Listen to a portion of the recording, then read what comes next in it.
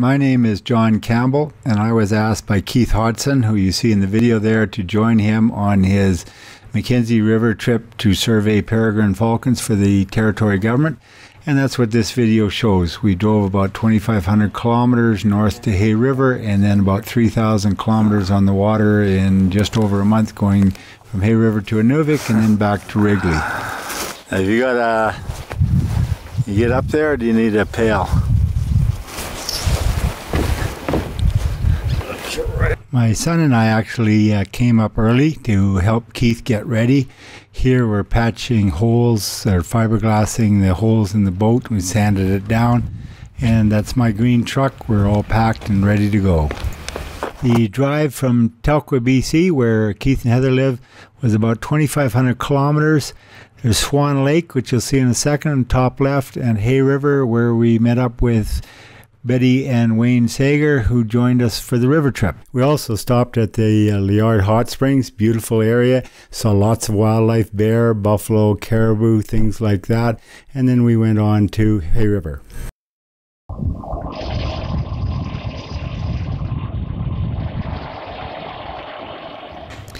This was our first stop on Highway 37 going north, just to get some refreshments and check and see everyth's okay. Got a couple cool starters from my buddy. Okay.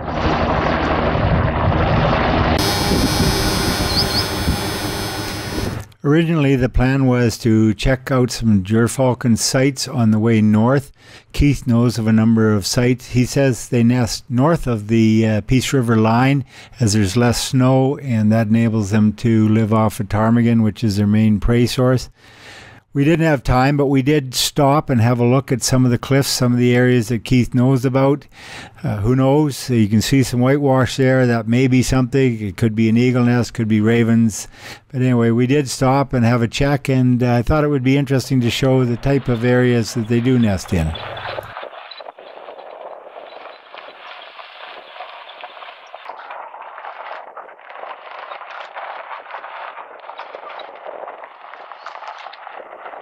We stayed at this camp, which is run by friends of Keith's. We went there to deliver some pork that Keith had produced, and we're just enjoying the wonderful morning, and then we're going to head down the Alaska Highway to join up with the Lillard Highway and go north into the territories. Watson Lake is famous for the signs that people originally just started posting for messages and things like that. I was up here in the late 60s, and it was well known for it then, although not nearly as large. It was kind of just like billboards with signs on them. We saw a lot of wildlife right along the highway, like this grizzly bear. Quite surprising, really, although there are a number of provincial parks along the way. But the animals, like you can see here, are very comfortable with traffic. Hey, bear!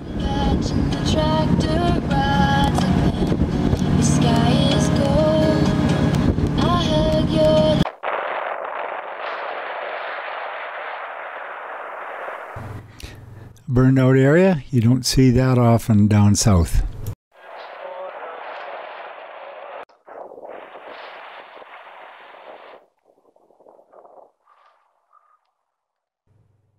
Boy, this guy was sure in great shape. Look at the shine on his coat.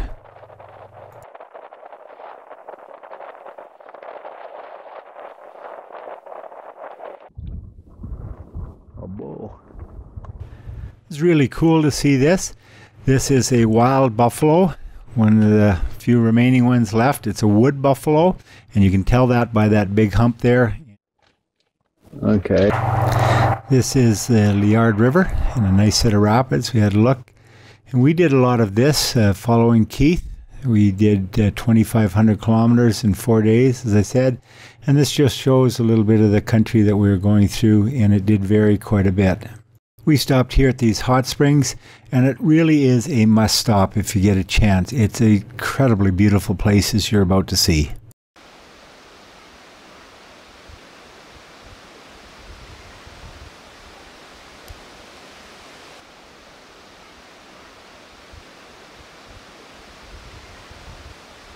The hot springs is actually quite a large area, large enough to create its own microcosm, which is what this is talking about here.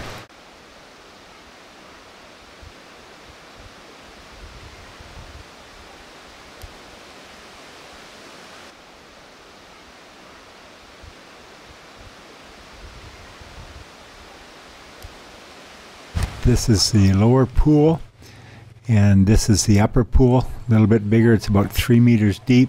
Keith said when he came here in the mid-60s, there's nothing but a big mud hole here, so they really developed it quite a bit, and it's quite nice.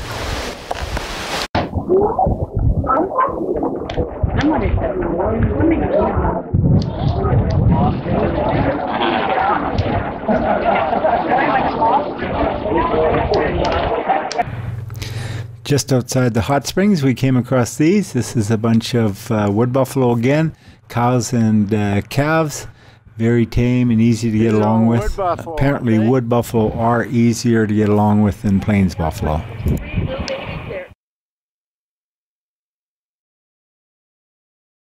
The next thing that we came across were these stone sheep, some ewes and lambs, I think part of a park here.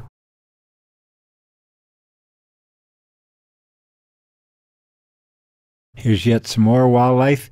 This is a pair of woodland caribou that were curious about us. We were downwind, so they couldn't smell us, and they kept getting closer and closer, so we had fun watching them.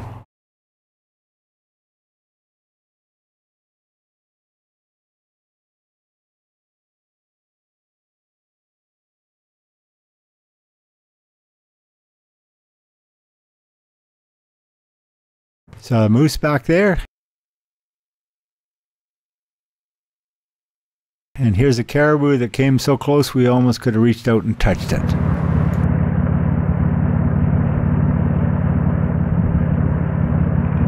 Good stuff.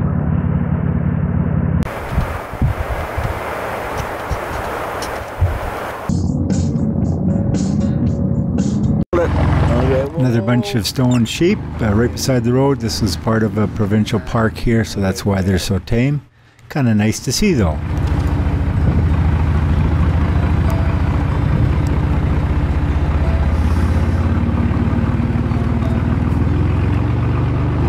I thought that was an interesting burn pattern with the lines on the ridges there.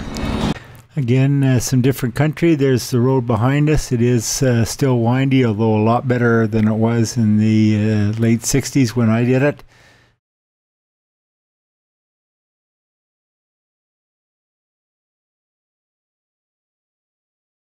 And as soon as we hit the territories, the quality of the road changed. We came off the highway and went into Fort Liard to have a look around and get some snacks, and this is beautiful downtown Fort Liard.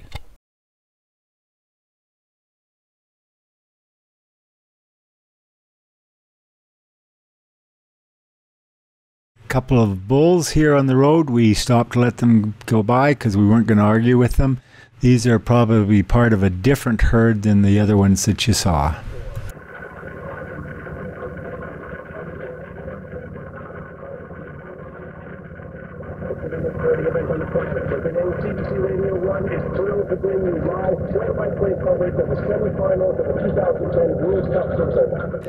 The World Cup was on, so we listened to it when we could get radio coverage. This is the Samba Day Falls Territory Park. We have joined the Mackenzie Highway now, and we're heading south towards Hay River.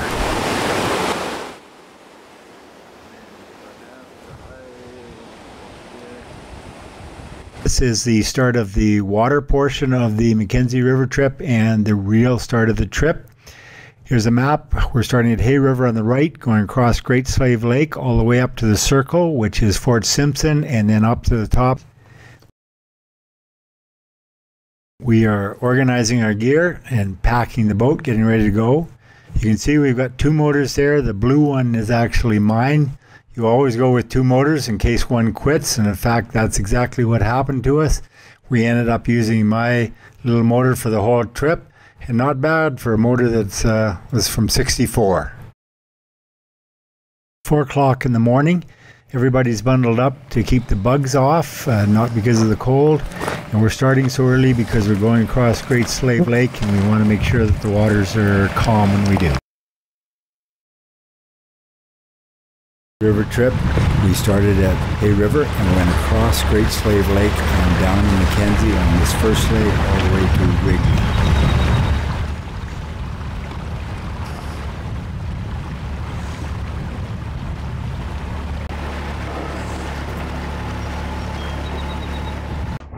Okay, we're now underway, and this shows some of the boats and things that we're passing.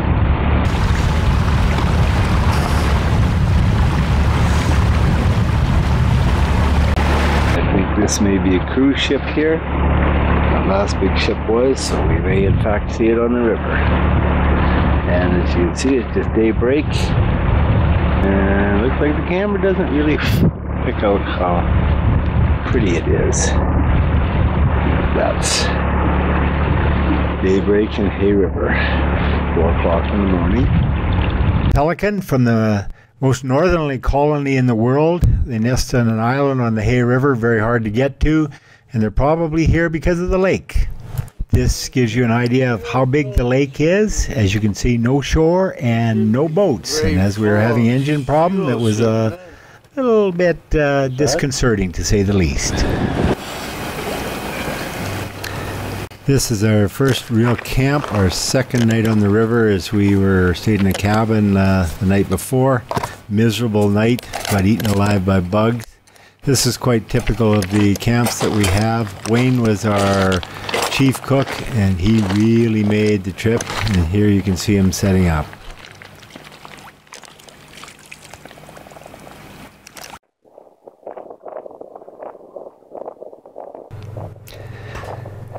This is something that I have never seen before. It's a fish swimming around like that, coming out of the water. It almost looks like it's on a fishing line, but it wasn't. The fish was fine. And the only thing I can think of is it was going after bugs.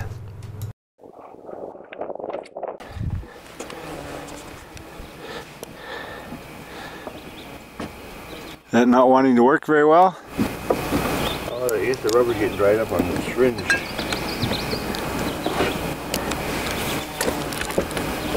The river is used by barges to deliver supplies and equipment up and down the river, and these buoys are for navigation purposes. Coming out of Great Slave Lake, but it becomes filled with silt and very cloudy, and this is why, because of all the slumpage into the water like this, and all of that is carried downstream. There are various islands and things along the way, and then a huge great delta going into the Arctic Ocean. This is coming into Fort Simpson that you can see over top of Wayne's head there. That's the Lillard River and the cliffs that he's looking at. And we're going to meet Wayne and Keith's wives, Heather and Betty, who brought the truck and trailer. Earlier I mentioned the barges that deliver equipment and supplies to the various communities up and down the Mackenzie. Here's an example, and as you can see by that truck there, these are pretty large. They can carry quite a bit of equipment. Yeah, I wondered if we could get...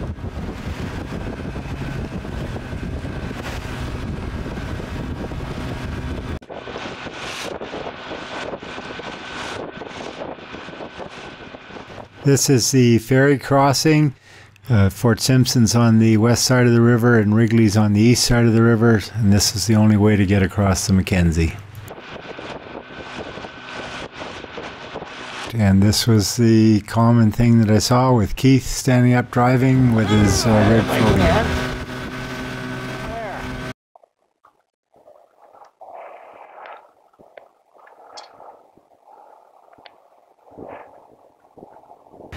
We're setting up camp here going from Fort Simpson on the way to Wrigley.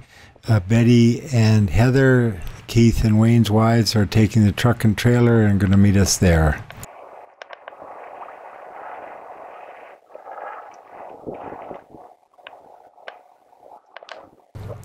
Just a beautiful, peaceful evening, a great day, but the next day was absolute hell.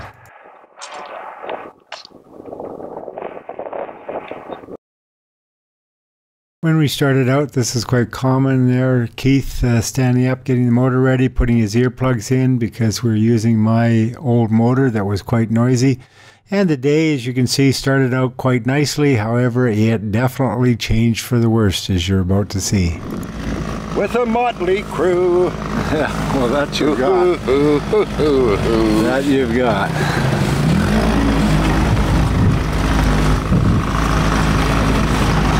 I can ride the Mackenzie River with the motley crew. As you heard there, Wayne's forte definitely wasn't singing, but thank God he could cook. Here we've stopped at about lunchtime. You can see on the water there how heavily it's raining. It did that all day. If anything, the wind is diminished and there weren't very many waves on the water there, but we were soaked and wet and miserable. Wayne and I huddled under a tarp in the front, and Keith stood up and drove the whole way, and I don't know how he did it. Here we've stopped for lunch, made hot chocolate to warm up and stretch our legs, and then on to Wrigley. We finally made it into Wrigley. After an absolutely miserable day, we were cold, wet, and tired. We met up with Heather and Betty, set up camp, warmed up, dried out. How do you get up there to do it? I like it. We're a couple hours hike. Yeah.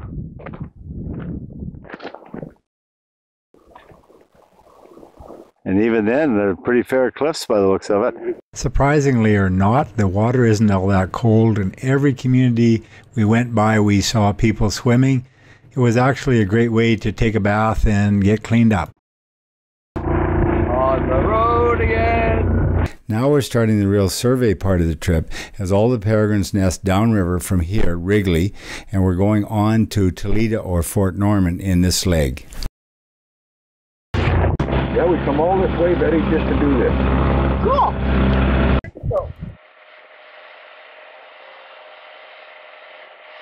Just downstream from Wrigley are these hot springs, which are quite interesting. They're not all that hot, but we stopped to have a look and check them out.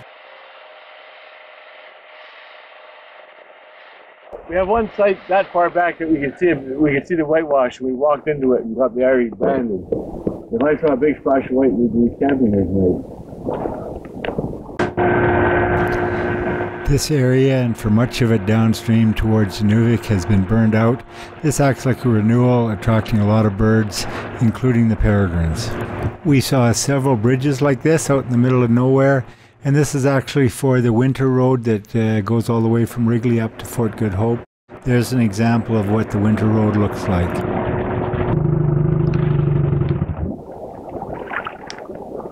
Hello. Hi. Beautiful day. Yeah. It certainly is. How's it going? Good. Are you fishing? No. This is an American couple, John and Lizzie. Have you They're been wildlife fishing? A little bit. technicians. Yeah. Have you caught anything? We're interested in what we were doing, so they camped with us. We found a peregrine site right just after a this. pod down We had a in lovely evening, and then we checked it out in the morning. Push us, yeah.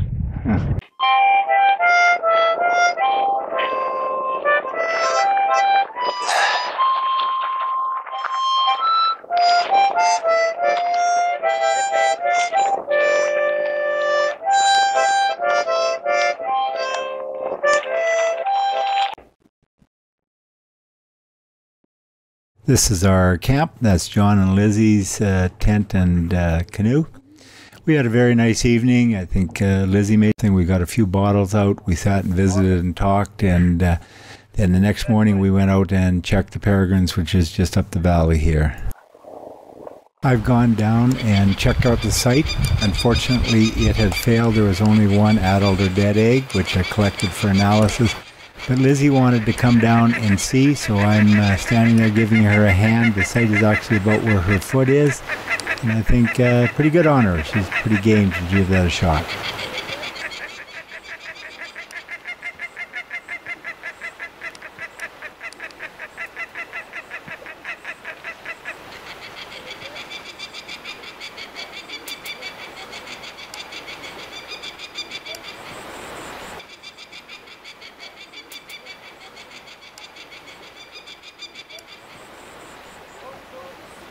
The Blackwater River that's coming in. The Blackwater, named for obvious reasons, is from the tannins that are in the water, but still very good. We actually took some for drinking, and we camped here and had lunch. How far up do you want to go? I just want to get on shore. Okay. Get ready. John, get up or get ready to jump.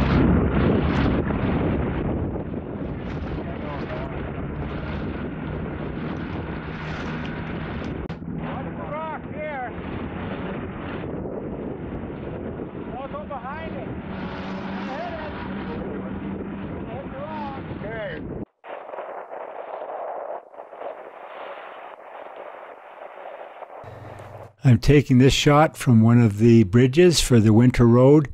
It's just like any other normal bridge, except it doesn't seem to go anywhere. There you can see our boat where we had lunch. Finally, what we'd all been waiting for is our first successful sight. This is Mum standing guard. Notice she's not that easy to see.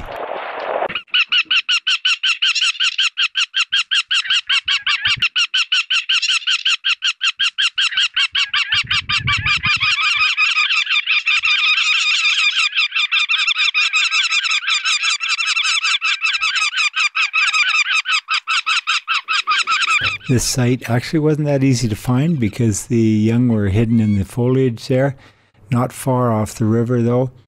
You don't want these young any younger than they are now. They're about 2 weeks of age, and this is a pretty typical site.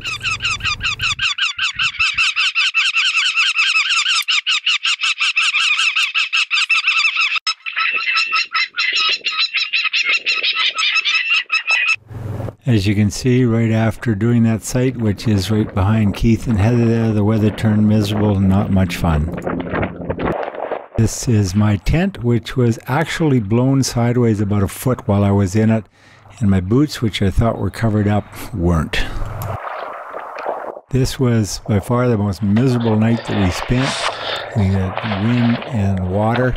This shows the boat afterwards. When we got in, I pulled the boat up, and then everybody got out. Of course, then it was later. I didn't secure it. We turned around, and there it was starting to float away. So Keith and I were running down the beach, stripping our clothes off to grab it. And the others said once they realized we were going to get it, it would have been a great America's Funniest Videos. Show what it's like. The boat actually had a lot of water in it. You saw me bailing it out. There's the mark there. So it had about a foot of water, and that was just strictly from the rain and the wind, not from coming over top. We just got a lot of rain, not much fun. And here we are drying everything out. Betty was the first to spot this. Initially, we couldn't figure out what it was. It turns out it's a cow and calf moose. The calf is fairly young. And as the river is over 2 kilometers across here and fairly swift, really quite a feat for the little guy. Hello.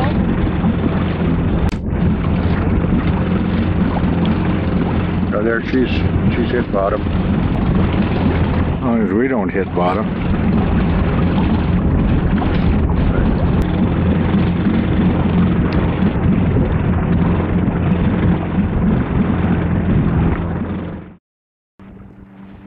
This is just down from where they were. They were just around the corner there where the moose were, and this gives you an idea of the strength of the current there. And this is why there's so much silt in the water, and why the delta, which is 13,500 square kilometers, is so large because of all the slumpage that comes in here. And this, you see the huge areas here, you see this all along the river. Initially we couldn't find this site, and we didn't believe it would be on those sandbanks. Actually at the base of that tree at the top there, but there's the young in the little gully. So I'm up on top in one direction, Keith went the other, and Wayne was down there, and it was clear that Wayne is closer to it because they pay more attention to the person that's closest, and the closer you get, the more aggressive they get. The last site was quite uncommon because it was so exposed. This is more common where it's in a crack or a ledge there. This shows you the disadvantage of trying to go through the burned out area. It's very hard to traverse, although this is quite easy, as Keith points out. Picture the easy part of it. Whenever we got out, there were always tracks along shore. These are wolf tracks. This is one of the rare occasions that we made supper and kept going instead of making camp at the same time, but we wanted to make it into Toledo. There, Chef. No, cheese sandwiches and noodles. Oh, sounds delicious. That's Heather's comment, and I've got to say she's probably the most positive person I've ever met, and a pleasure to have on the trip. An Arctic fox. Toledo is just above, on the bank above it there. We spotted this coming in about midnight. We're going to camp on the Great Bear River.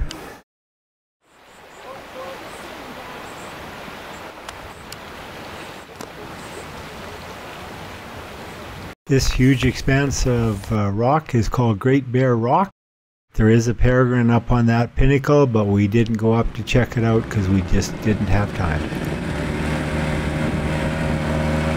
This is an example of buoys and supplies that the Coast Guard leaves all along the shore. Canoe. I mean, unknown, actually. Not only did Wayne make dinner, but he also caught it. Turn it sideways. Yeah. A grin, a big grin.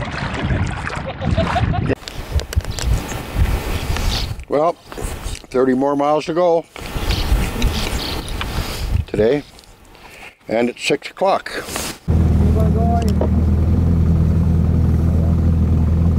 I've often wondered about the coloring of the birds, but as you can see with this white front on this adult, not that easy to see.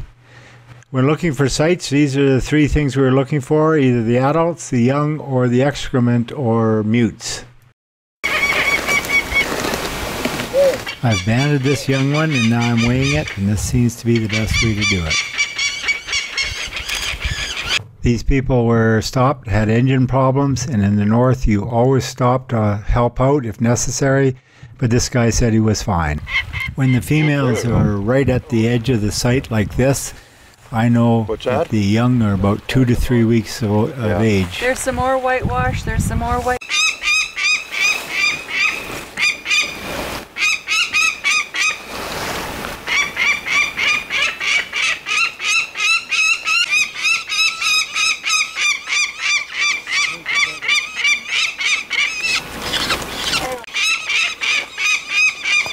It's easier to go right down, and so that's what I'm doing here.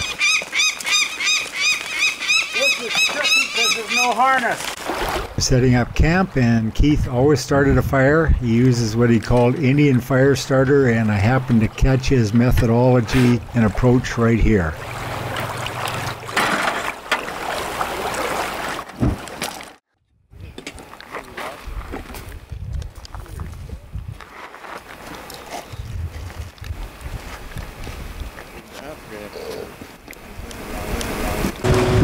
This is my view from the front of the boat looking back. Betty and Wayne, who's checking his GPS, and Keith and Heather. I mentioned the weather could change, and here we see there's rain coming, so everybody's bundling up and getting ready for it. We had been on the river for about 10 days. Other than a few towns along the way, a odd house, and the guy that was broken down, things like that. What we haven't seen is this. So this was a little bit of a shock, but Norman Wells, which we're just coming into, is a major center. Norman Wells is pretty spread out, so we camped at what we thought was the main area, and we're just heading into town right now. This is quite pretty. Norman Wells actually gets more sunlight than we do down here in Calgary. Beautiful downtown Norman Wells.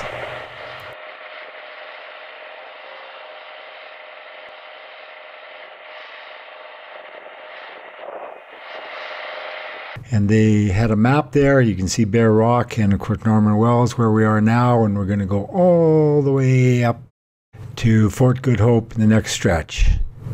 Following the Japanese attack on Pearl Harbor, the United States Army launched the massive Canal project, including a road and pipeline to link the Norman Wells oil field to the Alaska Highway. In 1942, Dene hunters guided the survey of the 825-kilometer route along traditional mountain Dene trails. For 2 years, the project employed tens of thousands of laborers and soldiers, mostly from the United States. Although the pipeline and road closed in 1945, the highways, airfields, and improved river transport system remain as Canal's visible legacy to the Mackenzie Valley. Between 1943 and 1945, this was the site of the largest town in the Northwest Territories and Yukon. Up to 3,500 people, mostly men, lived in Camp Canal. They built and maintained a road and pipeline from Norman Wells, 1,000 kilometers, to Whitehorse, Yukon. By the end of the Second World War, nearly 5,000 kilometers of road, 2,400 kilometers of 10 and 15 centimeter pipeline, equipment depots, offices, barracks, pump stations, and a refinery were built. This project was one of the great engineering feats of the 20th century. The knowledge gained is still used in planning and carrying out construction projects in the north. What I find interesting about this story, two things. One, how quickly they got it done, really, in just a couple of years to go through that.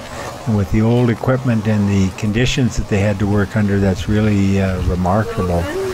And the other thing is that in Norman Wells, there's still no permanent road going into it. It's still just a winter road. They can have jets coming in, as you can see, but just a winter road. And of course, they have the river to bring up equipment.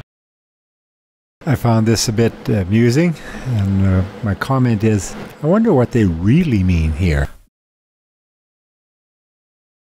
The Canal project and the Dew Line in the 1950s pointed out to the Canadian government that a passive interest in the north was not sufficient to maintain sovereignty. Since the government failed to actively participate in the Canal project, much of the road and airport construction was based on post-war U.S. needs, not local or Canadian needs. Northern sovereignty has been an ongoing problem in diplomatic relations with the United States.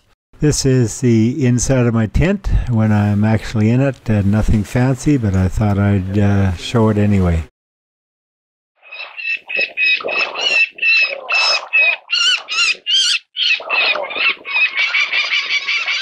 Leaving Norman Wells, and that's a fishnet there, and you have to be careful not to get tangled up in it.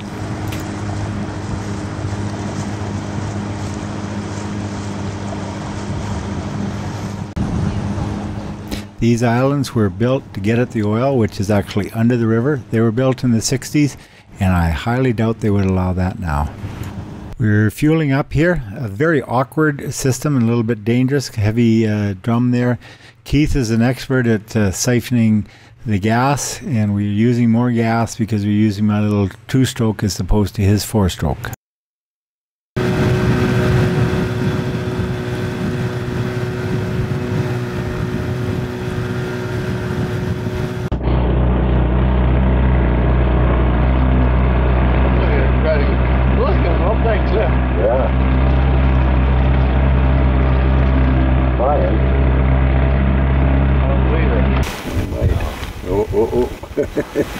Sliding. Scrambling. Look at him. I don't believe this. I don't believe this. He's going to do it. How old do you think it is? Maybe a yearling.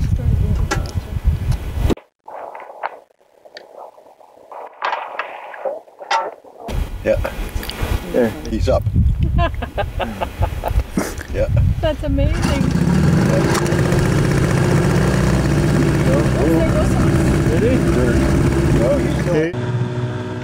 The first time I was on the Mackenzie River was when I was working for the Canadian Wildlife Service. I was surveying for nesting raptors along the proposed route of the Mackenzie Valley Pipeline, and it was the first time that a helicopter had been used to survey, and we started with these cliffs looking for nesting peregrines. There's a site there, I remember. Beautiful site here. Keith said he stops by. We checked the guest book. He had in fact been here 5 years before. We signed it again, had a nice cup of tea, and went on our way. The calm before the storm, but you can see it coming in. They did come in quickly, and they weren't very nice when they did.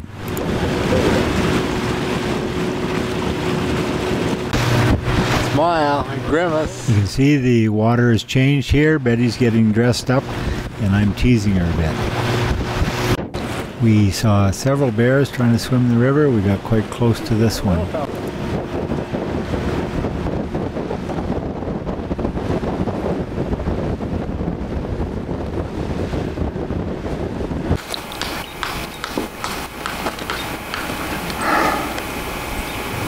This is a typical camp on a sandbar to avoid the bugs.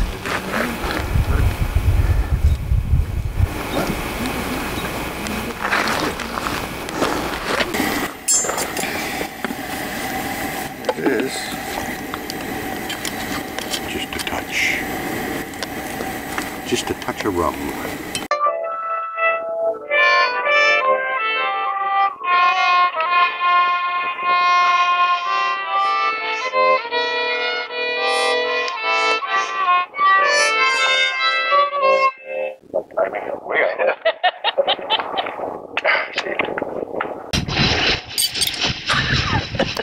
breakfast the next morning. He's taking pictures of me. Picture of my butt.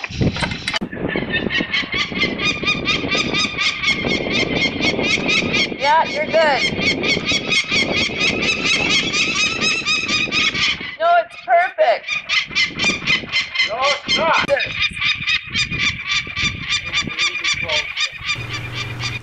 This is the first real climb that we had, and I want to know if my rope goes to the bottom, so that's what we were talking about there, and so far it only goes to the ledge, so I'm not sure if I can make it to the bottom or not. She's filming Monkey Man.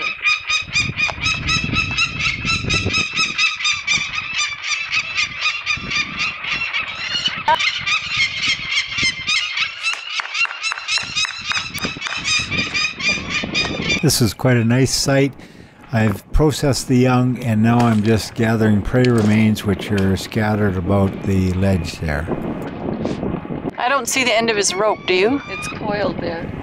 You can see where the end of my rope is there. I just kicked it, and now I get to see whether it'll make it to the bottom or not, which is important.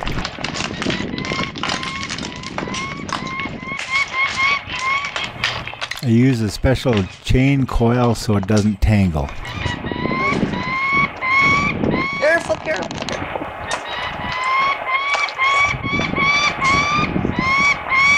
My God, look at that. Just about to the edge. Keith climbing down over the driftwood.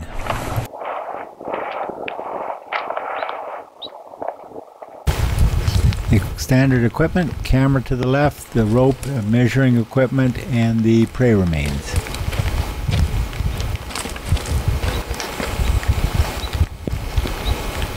While I was banding, this is what Wayne did, and God love him for it. This was the next site. It was clearly occupied as the birds were defending, but the weather was not great, and it was late in the day, and there's no way to get up over top to get to it, so we just marked it as occupied and kept right on going. This log caused the biggest scare of the trip. I hopped out to tie the boat up, and the log rolled over me. I'm trying to show how big it is. It's more than a foot in diameter. You can see how long. It rolled actually up over my ankle, and it was right in there. There's no way we could have moved it, but Keith got this piece of wood, and we pried it over, and luckily and amazingly I was fine, although a little sore. Nature's tap, so we were getting fresh water. You wouldn't do this down south. I did most of the climbing because Keith had a bad arm from a fall. However, because of my leg, he did this one.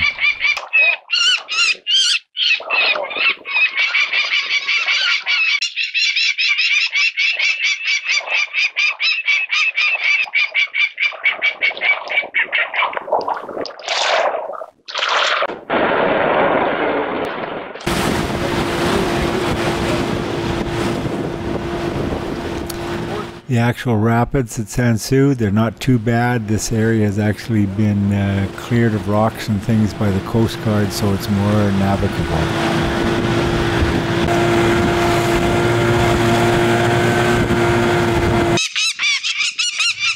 There were 3 sites at the Sansa Rapids. This one was on the west bank, and the other 2 were on the east bank.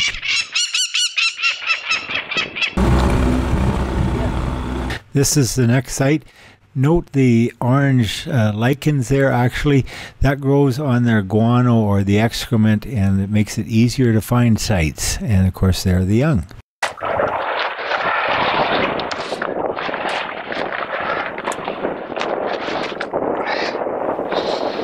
As you can see here, this isn't as bad as it looks. There's a ledge here that you can actually walk along, which is what I did.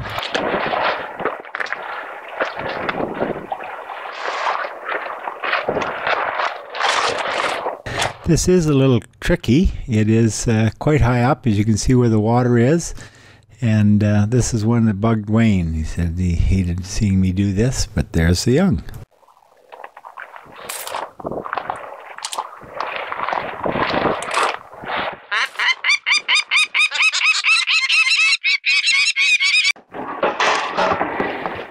And there's When we were at Keith's, we put a cover on the front and we kept all the things that we wanted to keep dry, sleeping bags, things like that in there. And what I used to do was pack and unpack it. Betty, who is a sculptor, said that I would be a good sculptor because I was very good spatially and the way I could pack things very efficiently. However, she does beautiful work and there's no way I could compete with her. Oh.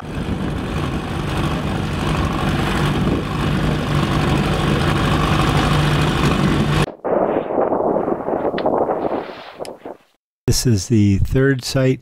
Note the yellow feathers there. They're from yellow-shafted flickers. Keith said when he first started surveying the river that the sites would be just covered with them. 100.5.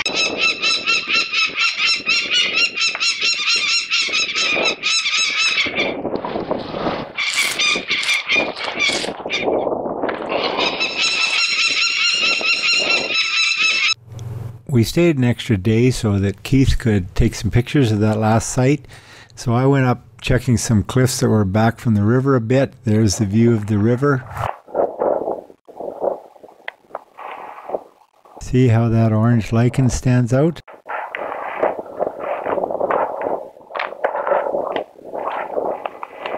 This is an eagle nest.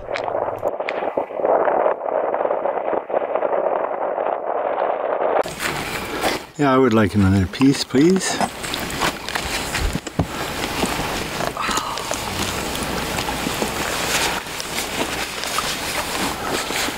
Well, is the plan? We'd be happy to see you.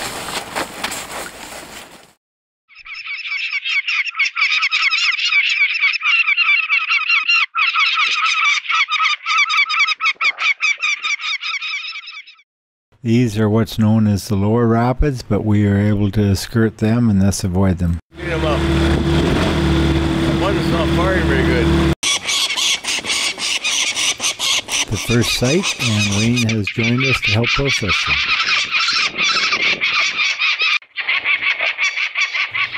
The female, which you see here, is larger than the male. These birds, as you can see, are quite a bit older, which makes it more difficult in terms of timing. You get some young ones, some old ones.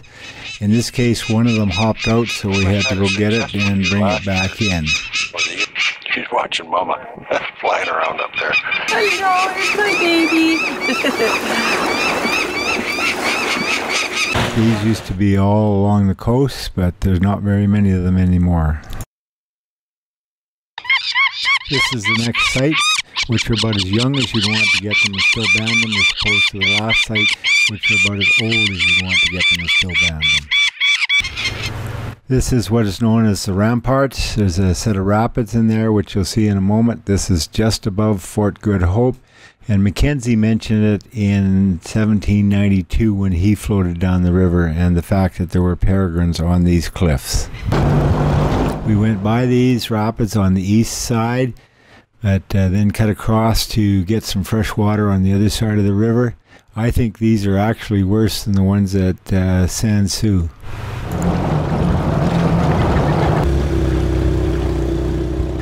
We saw the adult here up in a tree, and there's the site with the whitewash on the cliff.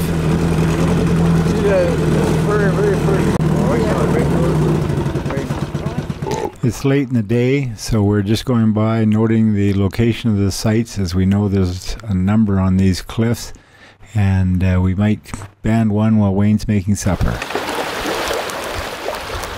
After we'd set up camp, we got some visits from some natives who said this was a burial ground and we were on top of it. We asked if they wanted us to move, and they said no, just say some prayers.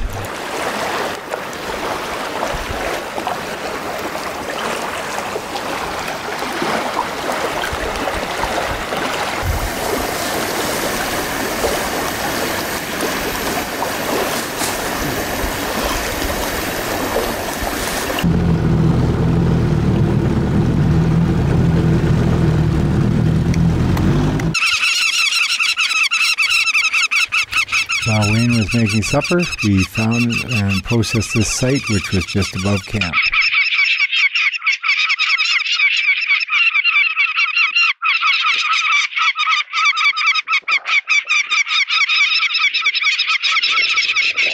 aggressive flying, hard to get, and it almost looks like you're going to hit you.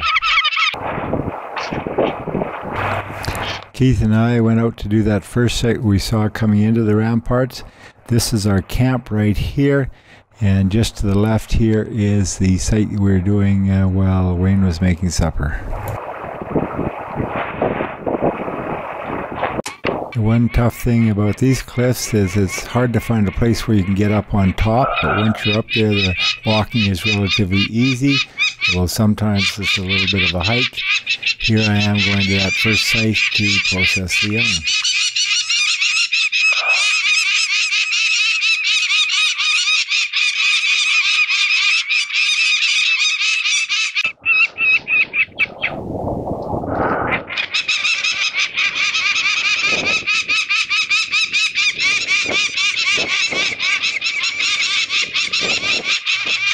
I'm processing the young here. This is a nice easy site. When looking for prey remains, quite often we found a gull, a duck of some kind, sometimes shorebirds, sometimes other passerines. I mentioned the flicker in an earlier shoot.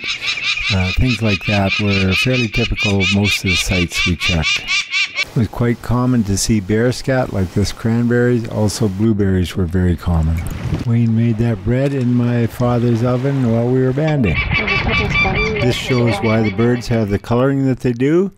And the site here is right at the base of that tree, so I'm going to climb into it.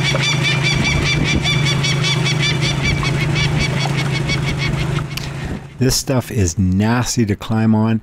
Those rocks there are like walking on ball bearings with serrated edges. It's limestone, very sharp. It's also steeper and higher than what the camera shows. And I'm glad we got him along. We wouldn't be banding as many birds.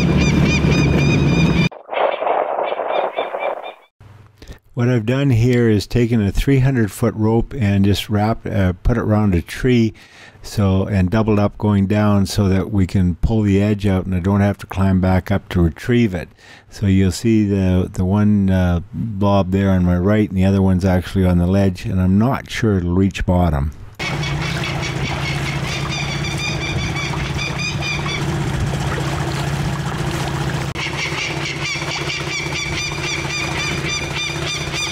More? Wow. This was the most aggressive bird that we had. She brushed me with her wing. She's going to sit on just above me there, and she was actually within a meter of me at one point. There's a fully fledged young one there on the rock. It was too old and too hard to get to, so we just left it be. So you're just going to write that one down and not brand it?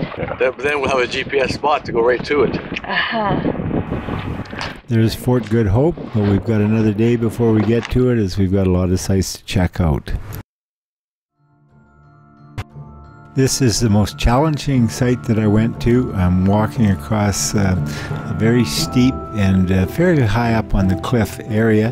To give you an idea how wide that is, think how wide my feet are and look at what I'm standing on there. Now the reason why I'm walking across like this is because it's much faster. I don't have to go to the top, drop a rope down and perhaps climb back and get the rope. It's not as safe, but I do know what my capabilities are, and I made it. Although interestingly enough, there was another site very similar to this, and I said to Keith, I can get him, but he wouldn't let me go. The green coat there is one of my trademarks, as with the what I call my goofy hat or floppy hat. I wear the hat because it's the best thing to stay on my head when I'm on the water and keep dirt from going down my back. The coat there is retired now as it just worn out.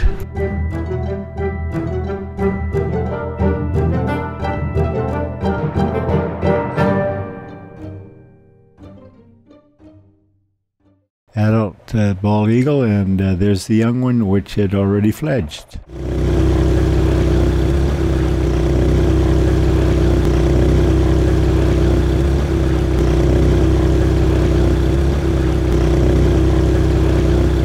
This is a native fish camp. They catch the fish and smoke them. Wayne wanted to buy some smoked fish, so we stopped in for a visit. There you can see some of the smoking, just very slow and easy. Wow. All the native camps that we had those teepee smokehouses that you see there. And all our house too. Oh. She's just explaining that the floodwaters pushed their buildings over. There must have been twice as much water in the river then as there is now. And then buy one that's really dry so we can have it for later or two or whatever you're choosing. And then one of the ones that will cook up good. Okay, you've been checked. Yeah. Yeah, that looks like it. If it's a little bit wet still, can we just cook it tonight? Is it good? You tell me, you know. That would be nice. Mm-hmm. Yeah, that's good. Let's get that one for sure. Good.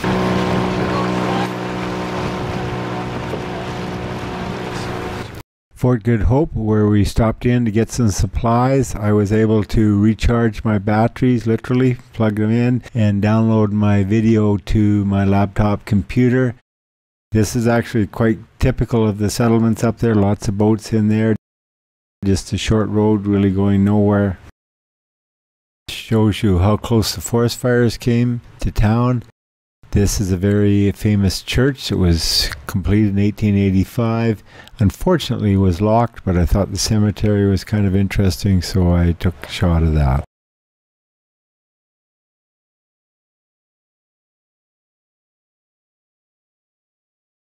We're just heading out away from Fort Good Hope, but we need to get some fresh water, and there was a nice stream coming in, so this is where we got our water from.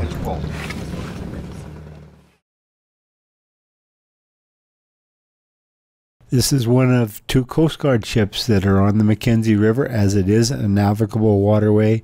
They put up buoys and shore markers for the ships for navigation. This one we actually got to go on the way back. It's called the Ekaloo.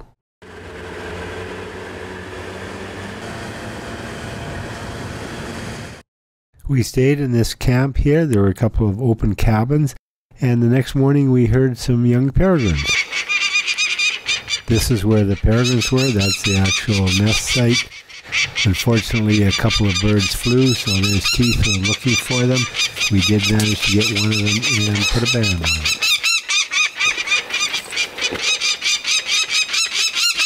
Yeah. Yay! Okay, I got a pocket.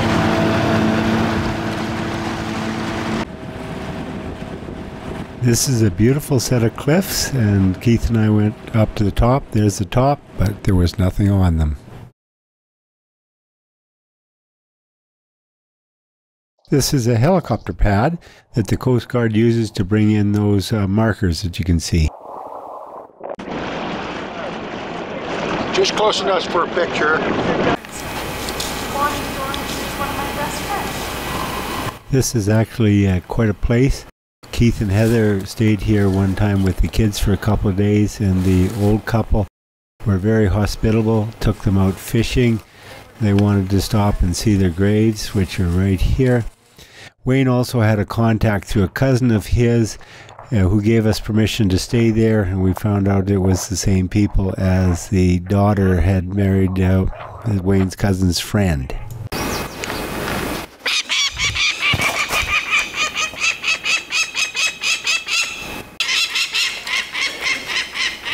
This site had actually failed. These eggs were adult or dead, so we collected them for analysis. Now that gets your attention.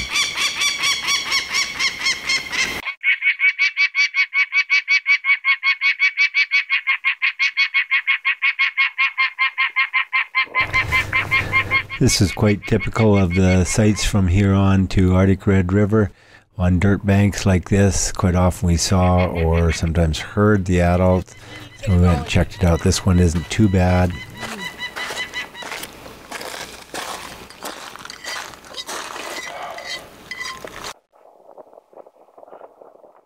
Here you have Keith and me heading out to climb up these banks to get to a site. Some of them were higher than others, so we did get our exercise, and I came away in good shape after this trip.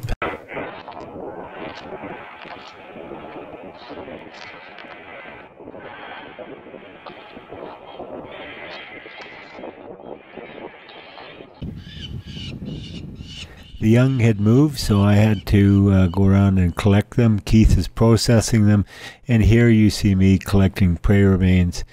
What we found in terms of prey remains were quite often feet, sometimes wings or the head, body parts like that, sometimes just miscellaneous feathers.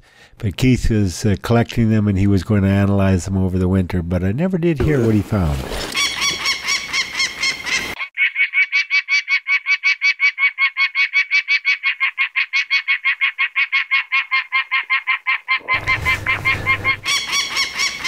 While Keith and I were processing this site, what were the others doing?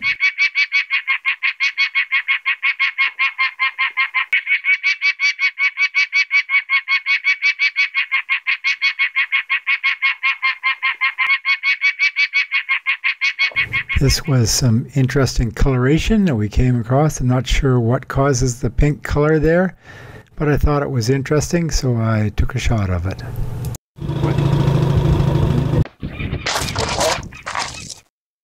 Note the sage in the bottom of the picture there. We tend to think of it only as a prairie plant.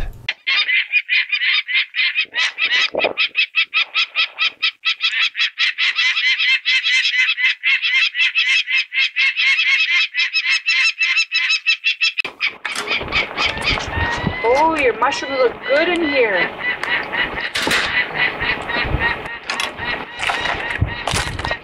Wayne is a mushroom expert, and we picked some wild mushrooms and he added them to the stew. Awesome. You gotta show your hot chocolate in a wine glass. Yeah. Yes, we do things in style. Yes. What would Julia say? Yeah, what would Julia say?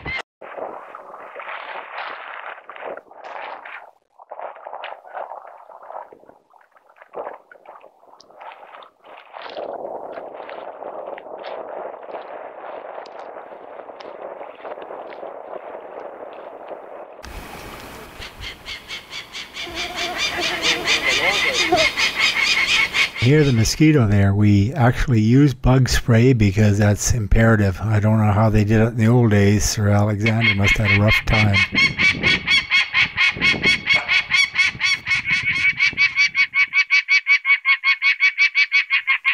The older bird did take off and landed here, so I'm trying to get it so it doesn't take off again.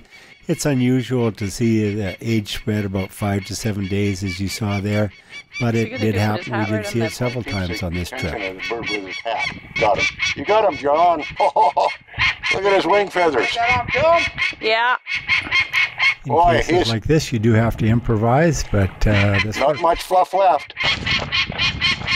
Boy, he thinks he's dinner.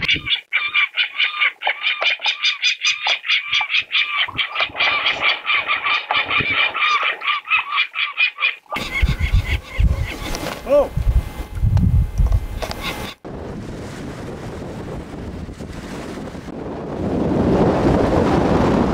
And it blew. I deliberately left the sound up full volume there. There were sand islands, and it's picking up the sand off of that. Look at those waves. We actually packed it in for the day because if we'd have gone out there, we'd have just got soaked.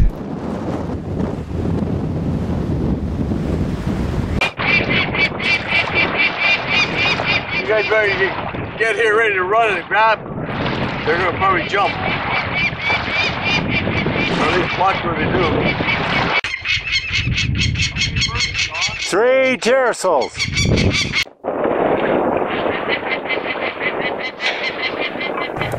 You see the adult there. This is quite common behavior. The adult female will be sitting above or parallel to the nest and quite close to it. Here it is right below. So if you see her, you know you're close.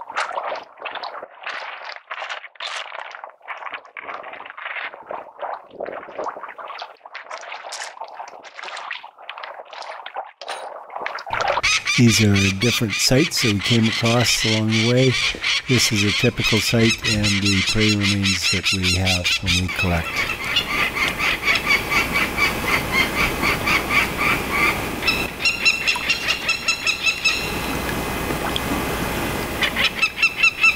Just spectacular flying here. I thought it was kind of interesting to show this. We actually saw a pair of birds almost put a golden eagle into the ground, and it was quite funny because the eagle was flying along and the male came along and just spun him around and sort of, whoa, what was that? And then the female came and did the same thing, and they almost put him in the ground. Just tremendous to watch. There's two together.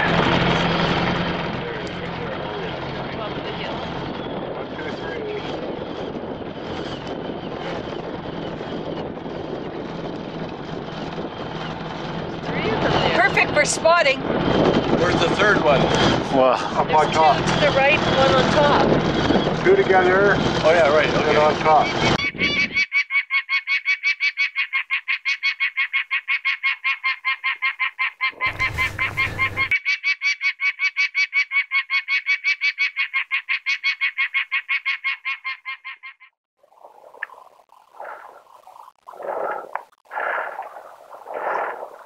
You can hear me puffing a little bit. We did get our exercise, you can see. Wayne's just setting up camp and Keith's going to join us.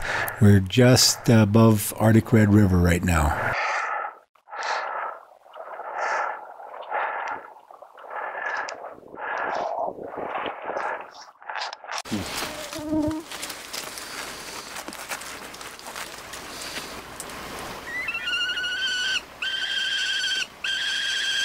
That's not the one making the noise.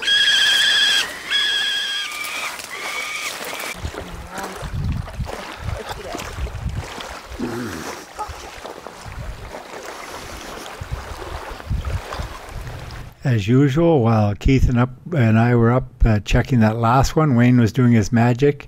This was quite interesting. This was a 3-bean stew that he made, and scrambled eggs, the last from Fort Good Hope. And they were excellent. He also made bannock, which we had with butter and jam for dessert. They say, in my opinion, Wayne made the trip with his great cooking. Just having breakfast and breaking camp, I can tell because my sleeping bag's up on my tent there. We're going to check the sites along here on these ramparts or cliffs, which are rather similar to what there was at Fort Good Hope, and then on to Arctic Red River to get some fuel. There's sticks in my coffee. In my coffee. I don't think come on coffee. Oh no.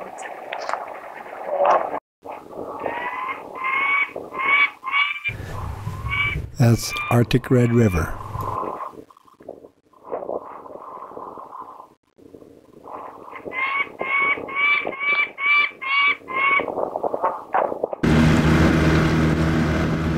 This is a fish camp using outfitter tents.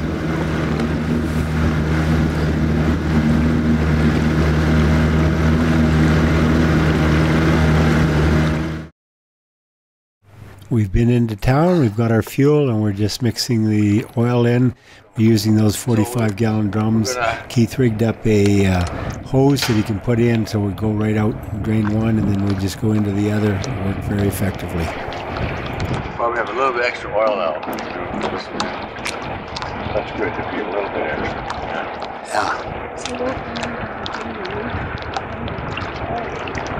You what? We won't be able to get my car till Tuesday. Rain, off to the races. The Dempster Highway goes through Arctic Red River, crosses the river, and goes on to Inuvik, and this is the ferry that takes people across.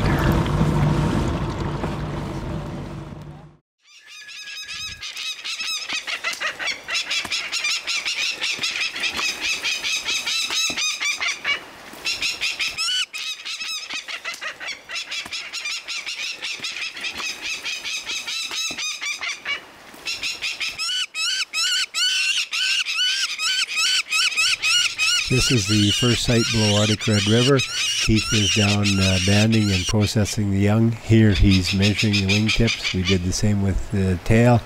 And as stated, we also collect prey remains, which you'll see. There he is doing it now.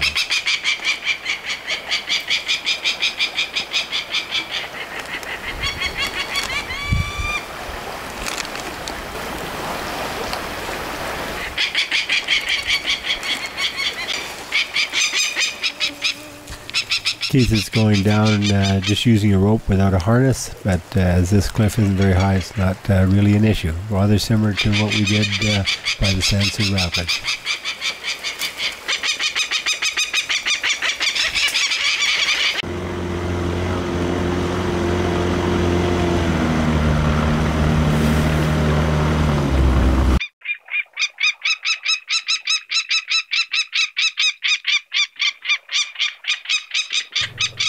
This is the perfect age to ban, but we did come across older ones like this one on the cliff here that's already fledged.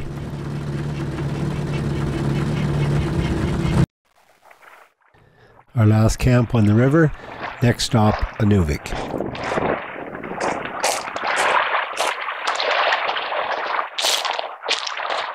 The Weeping Wall. There's only 2 saddlers up there. Were there three adults, Sir Keith? Well, no, I saw A golden eagle nest.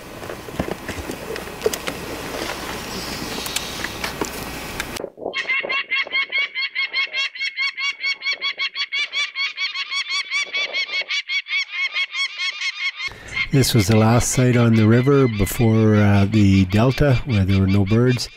There was nothing in this, but Heather and Betty found this little guy wandering along the shore there, so we picked him up, and here we're processing him, and I'm about to put him back.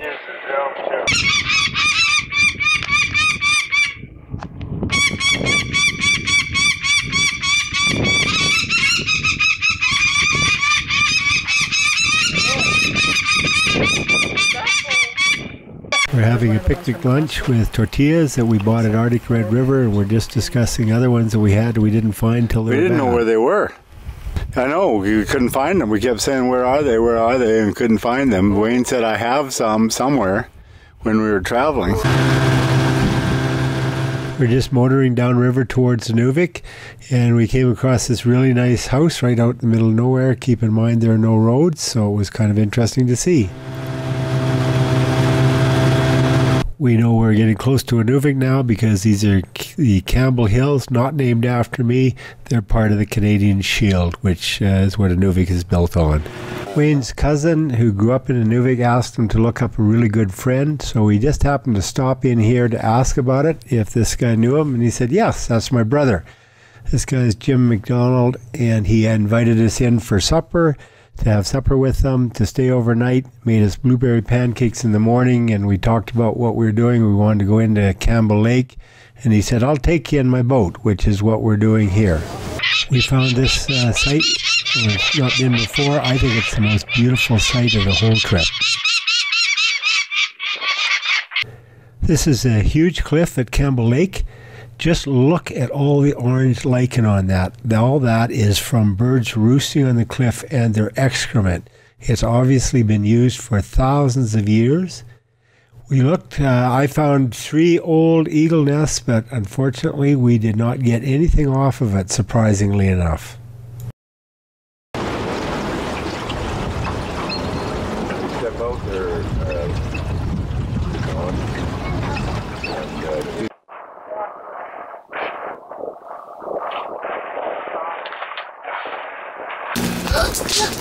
Look at this one. Canada Jade.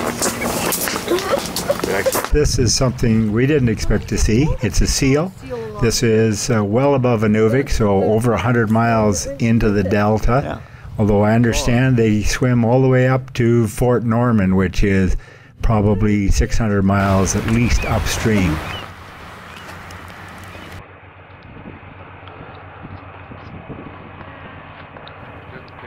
We finally made it to Inuvik. This is our camp. Nice to have a picnic table. And over behind there you're seeing the diesel generators that provide all the electricity for Inuvik. Because of the permafrost, all buildings have to be up above the ground on stilts, if you will, and all plumbing is also above the ground and covered by these pipes here. And this is the iconic Catholic Church in downtown Inuvik. Heather had already left. She flew out to Yellowknife to join friends and then joined Keith and me when we got to Hay River. And I think this is the last meal that Wayne made, and he certainly outdid himself. Look at that dessert that he made. And think, yeah, Keith is toasting in there. Excellent. Thank you very much, Wayne. Now this is something you don't expect to see, especially in Nunavik, which is way north of the Arctic Circle.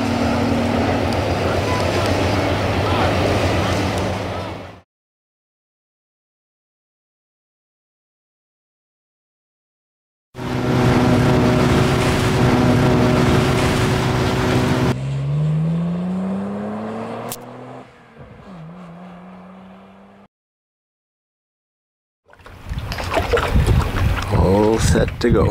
We're heading back upstream all the way to Wrigley, which is close to about 700 miles or about 1,000 kilometers. There's the camp that we stayed in.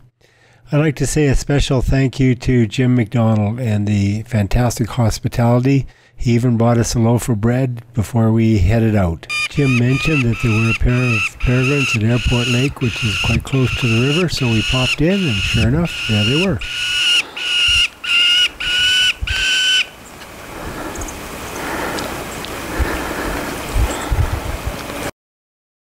Sunrise, isn't it gorgeous? We drove right through 24 hours a day for the first 3 days. One drove while the other slept. There's Keith sleeping there while I'm driving, and this is about 6 o'clock in the morning.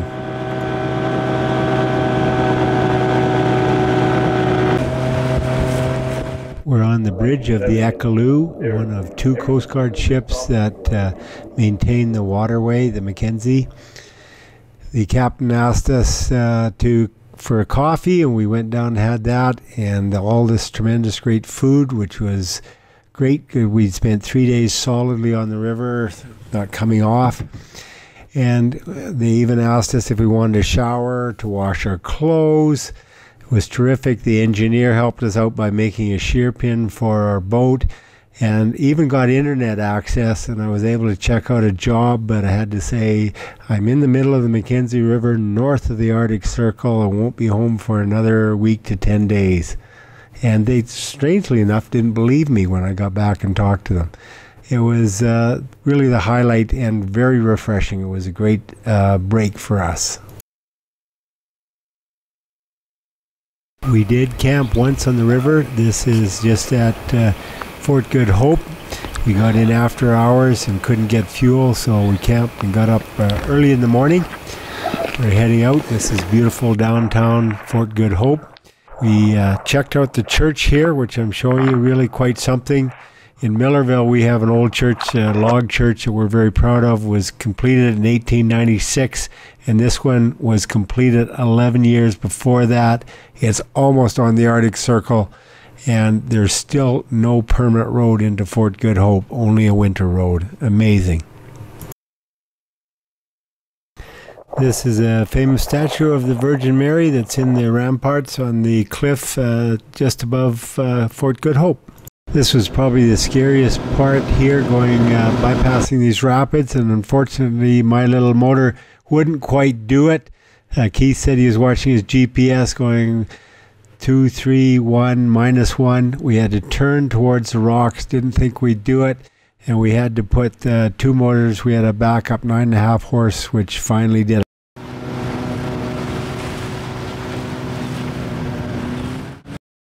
This is Norman Wells. These people Keith knew. They used to run a restaurant, and they have these big greenhouses and this lovely flower garden.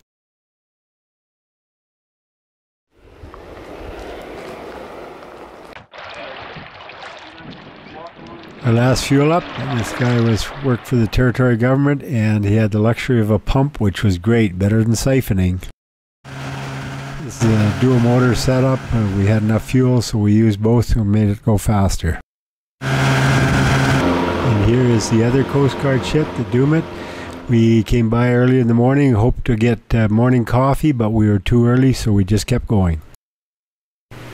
We finally made it in about midnight after spending 9 hours in the rain. I got to sleep in a boat with a canvas and had a little dip in it full of water. I spread out all my sleeping gear, took off my rain gear, and poured the water all over myself, but slept in it anyway. Funny in hindsight, I was too tired to care at the time. From Wrigley down towards Fort Simpson and eventually to Hay River, where we're going to meet Heather and then head home. I was gonna figure that I'd maybe close it out like that, sort of. Then I thought, well, this is probably our last meal that we're making here, so get some of that. I've already got one of the truck and the boat here, so all ready to go. Good. Yeah, everything. Yeah, looks all right.